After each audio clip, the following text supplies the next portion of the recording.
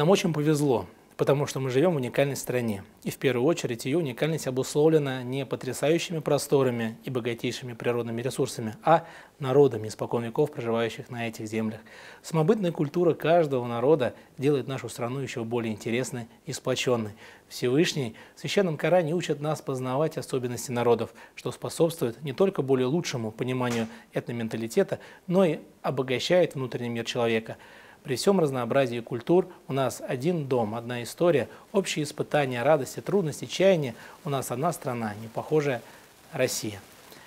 В продолжение наших бесед хотелось бы перейти ко второму по численному тюркскому народу, если не ошибаюсь, Российской Федерации, башкирам.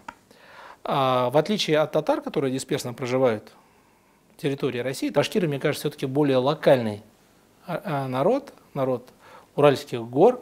Есть ли какие-то особенности в их этногенезе, внутренних процессах, происходящих внутри этого этноса? Безусловно, да. Если мы посмотрим на ареал их расселения, с одной стороны, вы совершенно справедливо сказали, да, они локализованы, но локальность настолько обширна, что многим европейским этносам она даже не снилась, столь масштабные расселения. Это ведь не только территория Башкортостана, но и Оренбургской области, Челябинской области, Курганской в чем-то.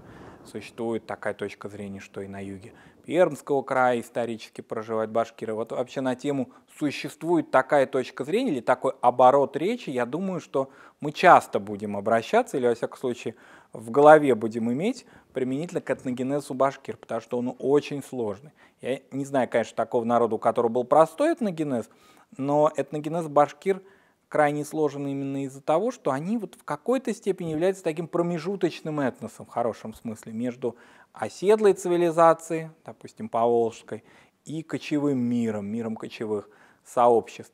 И то, и другое в их этногенезе присутствует, это проявляется и в их культуре, это проявляется, как мне кажется, даже в их современном мировоззрении. Ну, в принципе, сейчас кочевая культура практически у башкир не существует, а когда люди перестраиваются, то возникают определенные проблемы, какой-то кризисный период, когда люди адаптируются, что ли, к новым условиям.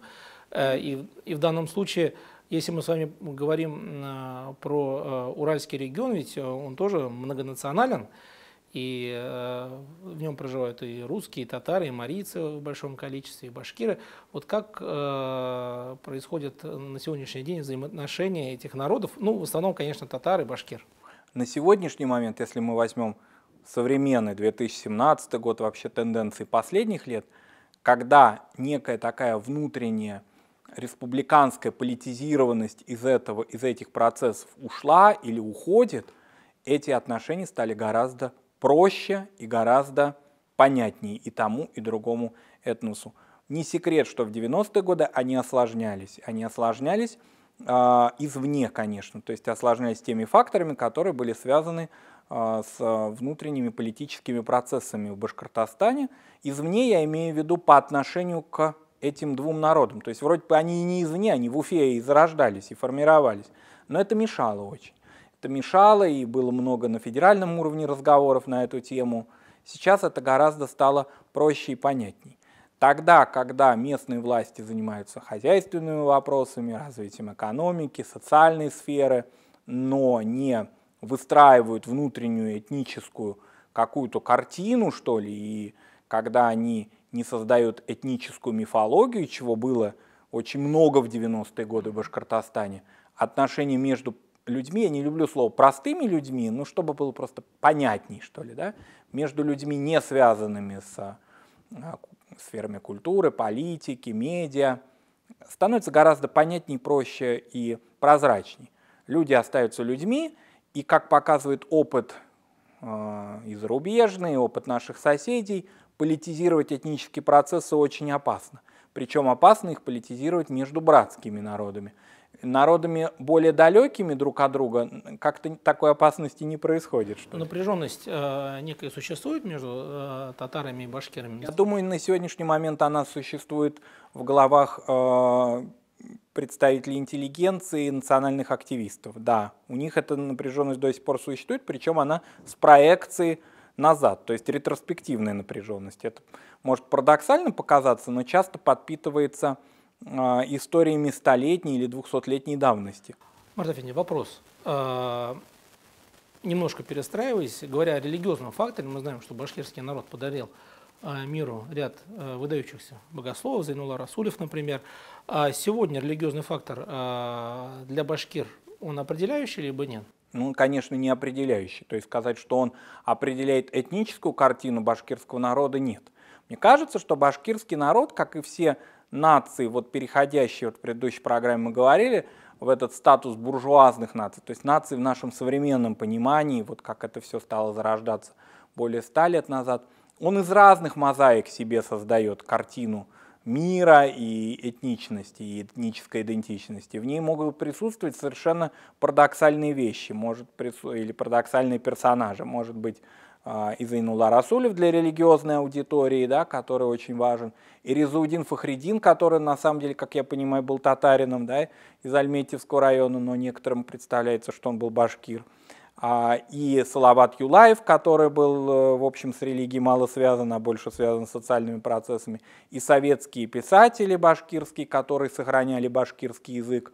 И все это вот в такой картине, все очень не противоречиво на самом деле сочетается, потому что для народа, который претендует быть нацией, а нации, конечно, являются башкиры, потому что они более миллиона уже их, они имеют определенную такую этническую историю, для них все в таком диапазоне, в такой комбинации прекрасно сосуществует. И ислам тоже.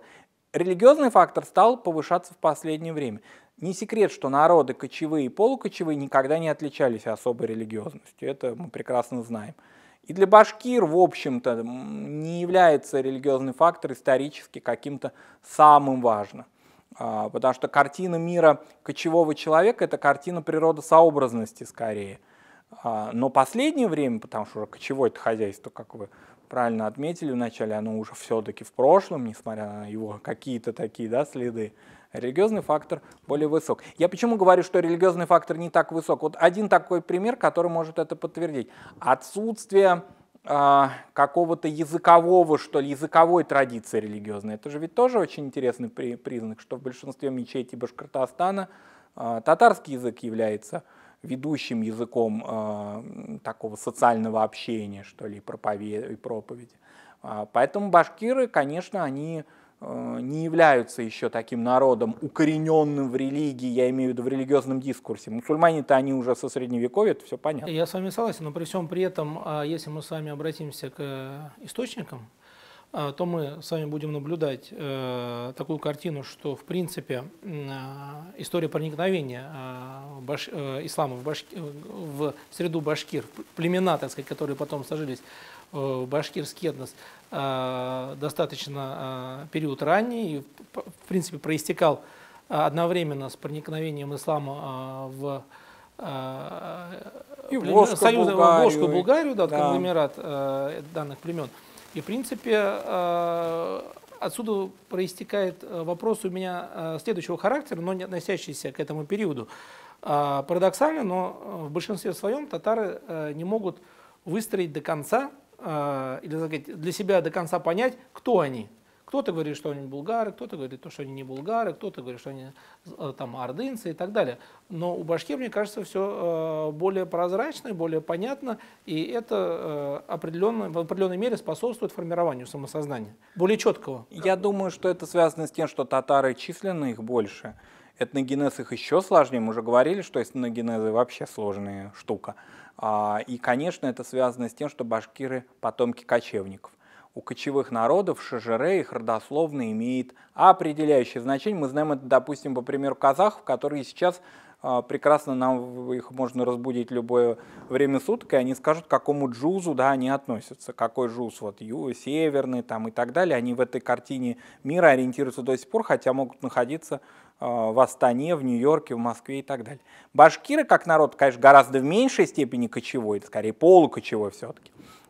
Тоже, в общем, вот так выстраивают свою родословную. Татар – народ оседлый, дисперный, с очень сложным этногенезом, даже со сложной антропологией. Поэтому для них нет такого вот четкого ответа на сложные вопросы. У кочевников всегда ответы на сложные вопросы понятные, простые. Хотя я бы не сказал, что башкиры на сегодняшний момент тоже достаточно просто объясняют свою картину происхождения. Это связано прежде всего с историей северо-восточного Башкортостана, наиболее дискуссионной частью истории, где вот эта многонациональность и переплетение различных этносов и этнических традиций гораздо мозаичнее, чем, скажем, на юго-востоке Башкортостана. Но вот, к примеру, очень многие представители национальной интеллигенции башкирской в 90-е годы, это была такая игра, да, вот объявлять такого-то человека башкиром, такого-то человека не башкиром и так далее. И часто люди подменяли сословные статусы, то, что было сословным, то есть которые были факторы там землевладельческие или иные, этническим. Но только, господа, надо вспомнить о том, что этносы как таковые, мы уже неоднократно это говорили, это модерн, это эпоха более поздняя. Немецкая-то нация сложилась в 19 веке, очень большая, из всего мозаичного, да, немецкого мира, который существовал в Центральной Европе. Что уж говорить о народах, которые вообще жили, в принципе, ну не родоплеменным, но во всяком случае элементы родоплеменных отношений у них были очень важными. А насколько активны связи башкир, непосредственно проживающих в республике и в соседствующих областях? Ну, они существуют, да, особенно среди интеллигенции. Здесь тоже надо разделять определенные, да, какие-то вот слои, что ли, народа. Да. Есть люди, которые далеки от этнических проблем, и, возвращаясь к самому началу нашей беседы, у них-то отношения и с их соплеменниками, и с их соседями всегда были добрососедские, и слава Всевышнему, никогда межнациональных конфликтов в этом регионе не существовало.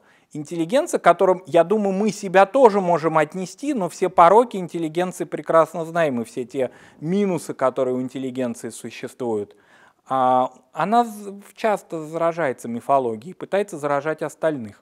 К счастью, эта тенденция, как мне кажется, переломилась. Я вижу это и по медиа, и по научным публикациям, которые в последнее время стали выпускаться. Ушло поколение вот такое интеллигенции уфимской, которая была как-то в каком-то даже, я бы сказал, озлоблении, что ли, или которой двигала какая-то постоянная дискуссионность и постоянная конфликтность по отношению к казанской, скажем, историографии и этнографии. Ушло это поколение. Молодым и среднего возраста исследователям уже не так присущи вот эти дискурсы. Мне кажется, что это замечательно, потому что, ну что делить народ, если есть деятели культуры общие? Скажем, Маджид Гафури, ну вот я не знаю, кто он башкирский писатель или татарский писатель? Мустай Карим. В зависимости, у кого вы спросите. У кого спросить, да? Но мне кажется, что в данный момент, вот сейчас, эта острота стала несколько смягчаться, уходить. Но все равно некое соперничество, оно, мне кажется, оно даже пусть и сохранится, потому что это такое соцсоревнование, оно даже в какой-то степени хорошо, потому что появляются, допустим, работы, а мы побыстрее это издадим, а мы быстрее это изучим. Ну и замечательно. Такое соперничество во благо, это хорошо, мы об этом знаем даже и по хадисам, да, соперничество в знаниях, да. А когда оно окрашивается конфликтностью, что было некоторое время назад, и это было очень больно наблюдать, и это, к счастью, уходит, это не есть хорошо. Согласно имеющимся тенденциям, что ждет, на ваш взгляд, башкир в будущем? Я думаю, что здесь к вопросу о языке, с языком здесь очень четкая взаимосвязь есть дальнейшей этнической картины. Язык, конечно, возрождается, но большая часть башкир либо русскоязычные, либо татароязычные. Да? И поэтому вопрос о том, как они построят взаимодействие с татарским языком, с русским языком, как они свой язык поставят не в противоречии с другими языками, а как один из важных языков Башкортостана, это и развитие дальнейшего башкирского народа, потому что это народ, который, ну как бы сказать, наиболее ярко себя выражал в свое время в фольклоре. Но фольклор не может сейчас быть основой основ, да, потому что мы живем в письменной традиции. Это народ, который отличался от других своим хозяйственным укладом, но теперь этого хозяйственного уклада нет. Религиозный фактор в данном случае? Религиозный фактор, я думаю, что тоже очень важный, потому что через религиозный фактор в последнее время, особенно среди молодых людей, среднего возраста, этничность тоже поддерживается, потому что башкиры говорят, да, мы мусульмане, да, мы говорим на башкирском языке, да, мы говорим на татарском языке, но все равно мусульманский фактор здесь есть. Кроме того, очень важно, что вот в этих, я хотел бы это подчеркнуть, каких-то противоречиях, дискуссиях, добрых и недобрых, никогда не принимали участие религиозные деятели. Никогда. Ни Духовное управление мусульман Башкортостана, ни других религиозных структур. Это очень важно. Они никогда не разделяли народ, а наоборот его объединяли.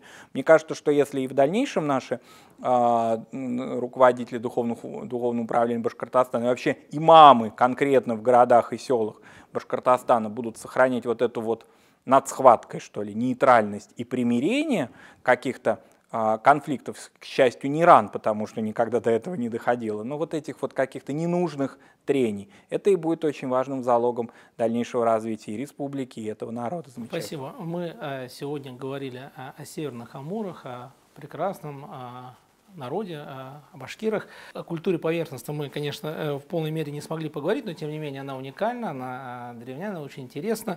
И, безусловно, хотелось бы каждому пожелать, чтобы, посетив Башкортостан, каждый смог соприкоснуться с ней в полной мере. Спасибо.